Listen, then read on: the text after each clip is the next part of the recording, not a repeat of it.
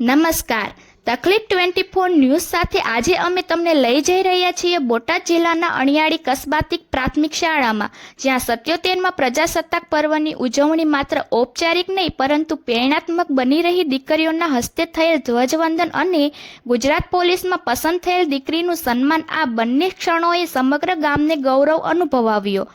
26 જાન્યુઆરી 2026ના રોજ અણિયાળી કસ્બાતી પ્રાથમિક શાળામાં પ્રજાસત્તાક પર્વની ઉજવણી અનોખી રીતે કરવામાં આવી। ગામમાં સૌથી વધુ અભ્યાસ કરેલ તથા વિકલાંગ દીકરીઓના હસ્તે ધ્વજવંદન કાર્યક્રમ યોજાયો, જે સમાજમાં દીકરીઓની વધતી શક્તિ અને આત્મવિશ્વાસનું પ્રતીક બન્યો। આ પ્રસંગે ગુજરાત પોલીસમાં નોકરી પ્રાપ્ત કરનાર દેસાણી રિંકલબેન ભરતભાઈનું શાળા પરિવાર અને શાળા વ્યવસ્થાપન સમિતિ દ્વારા સન્માનપત્ર આપી ગૌરવપૂર્વક સન્માન કરવામાં આવ્યું। રિંકલબેન આજે માત્ર પોતાના પરિવાર માટે નહીં પરંતુ સમગ્ર ગામ અને અન્ય દીકરીઓ માટે પ્રેરણા સ્ત્રોત બની છે।